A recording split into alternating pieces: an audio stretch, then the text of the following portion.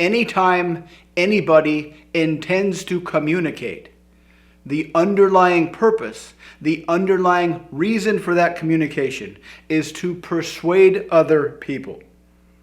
Whether it's conscious or unconscious, verbal or nonverbal, anytime anybody takes an idea in their head and attempts to put that idea in somebody else's head, the reason is to alter the other person somehow, to alter their beliefs, to alter their thinking, to alter their intentions, to alter how they see the world.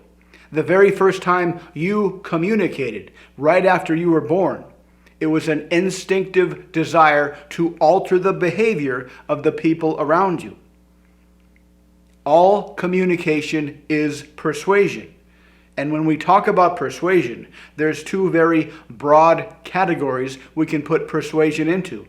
There's the most popular kind of persuasion, the go-to kind that everybody tries to use whenever they want to persuade somebody, the kind that everybody uses, the kind that seems logical and rational. Then there's an uncommon kind, the kind that few people know about, the kind that few people will ever know about. This type of persuasion is very ineffective. And it's ineffective for a couple of reasons. The first reason is that every time we communicate, and therefore every time we attempt to persuade, we lead with our ego. And every time we lead with our ego, we have ideas in our head, ideas why we think they should do what we want them to do. But every time we lead with our ego, that elicits a reciprocal ego defense mechanism in the other person, and they push back with their ego. It's like Newton's third law of motion. For every action, there's an equal and opposite reaction. For every ego-led communication, there's an equal and opposite ego-led communication pushing in the other direction. This is why the hard sell is so confrontational. Now, this method can work if you do happen to have an incredibly strong and an incredibly congruent frame. But even then, there'll be a lot of pushback, a lot of stress. This method is very low probability. The best salespeople, people that have been selling their entire lives, have a conversion rate of 5, maybe 10%. This means the best persuaders on earth have a failure rate of 90%. Now, why does everybody use this method? And what's the deeper reason why this is so ineffective? The deeper reason is because we all believe in a myth of our behavior, a myth of our thinking. We all believe the model of behavior that goes like this. We have some thoughts in our brain. These thoughts make us feel good about something. Then we decide to take action and we perform that action. And because we think that's the way it works, we naturally use that model to persuade other people. But that's not the way it works. There's a growing body of psychological research that indicates the entire purpose for our conscious minds is not as a chooser, but as a storyteller. We are compelled to action. We decide to do things based on our emotions, based on our intuition, based on our instincts. These are all subconscious. Then we do those things. Then our conscious mind gets involved. And our conscious mind tells us a rational sounding story why we did what we just did. It's been said, the metaphor has been used, that the conscious mind is like a press agent for our unconsciously driven behaviors. We come up with some rational story that we tell ourselves and we tell others about why we did what we just did. But when we use this model to persuade other people, it doesn't work because that's not why we do things. We do things because of these deeper emotions. And unless you can just haphazardly and randomly trigger the right emotions in somebody to get them to do something, they won't do anything. That's why all persuasion is a numbers game, a very low probability numbers game. Sales, persuasion, social persuasion, and seduction are all numbers games because we're using the wrong model. Now, why do we use this method? Why do so many people use this method? Why is this the method taught in all sales books?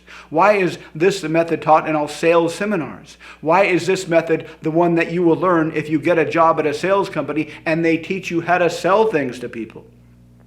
Because nobody can acknowledge our ego. We all believe that our ego doesn't exist. That's the greatest trick that the ego has ever pulled on us, is convincing us that he or she or it doesn't exist. And so we can lead with our ego, we lead with our conscious minds, not realizing that that is a myth of human behavior. That's not why we do things. That's why this type of persuasion is such a low probability, frustrating way to get people to do what you want. Now, what's a better model?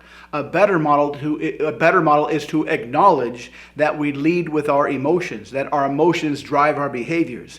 But it's a paradox, because in this model, we lead with our ego. We think we need to have some type of logical sounding or pseudo-logical sounding reason why they should do something. But in reality, the connection between our emotions and the things that we do is not something that needs to be understood. It's not something we need to worry about. If you can get rid of the idea, if you can release the idea of your ego being the driving force in your life, and accept the fact that your behaviors, other people's behaviors, are driven by emotions, you can become incredibly persuasive. But you need to get rid of your desire to take credit for things. You need to get rid of your desire to put things through a logical sounding sequence of events. All you need to do is elicit the right emotions, and then just toss out a suggestion. Hey, what do you think about this? And if you first elicit the right emotions and then toss out the suggestions, this model will be much more effective, much easier, much more persuasive, much more seductive, much more elegant than this model. But the paradox is, the non-intuitive part is, the connection between these emotions and the conscious labels people give these emotions doesn't need to be connected at all with the thing you're asking them to do. You need to just let that idea go and just let it happen naturally. Take a back seat, turn off your ego, and just let it happen. Now, what emotions should you elicit in others? There's 4 broad categories of emotions, and if you elicit these 4 emotions in other people and just toss out suggestions, you can persuade them to do anything. The first category is anything that they desire. Get them talking about what they want in the future, about anything. Build up that mental map as big and bright and detailed as you can.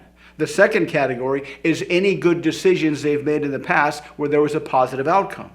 The third category is any kind of social validation they received from other people in exchange for something they did that helped other people. Elicit some of those memories. And the fourth category is any kind of problems they've successfully solved, particularly problems that they solved when nobody else thought they could solve that problem. Any one or combination of these emotional categories, if you elicit these emotions and just toss out a suggestion without needing there to be a logical connection between these two things, they will do whatever you want. This requires that you let go of your ego, you let go of your need to be in charge of the conversation, you let go of your need to be in charge of their behaviors, and just stand back and let it happen. This model is far more successful, far more persuasive, far higher probability than this model. So try this out, play around with your friends, see how easy this is, and let me know what you think in the comments. If you'd like to learn more about how to easily persuade people, about how to easily seduce people, check out the links below. Thank you very much for watching. Please like and subscribe, and I'll see you next time.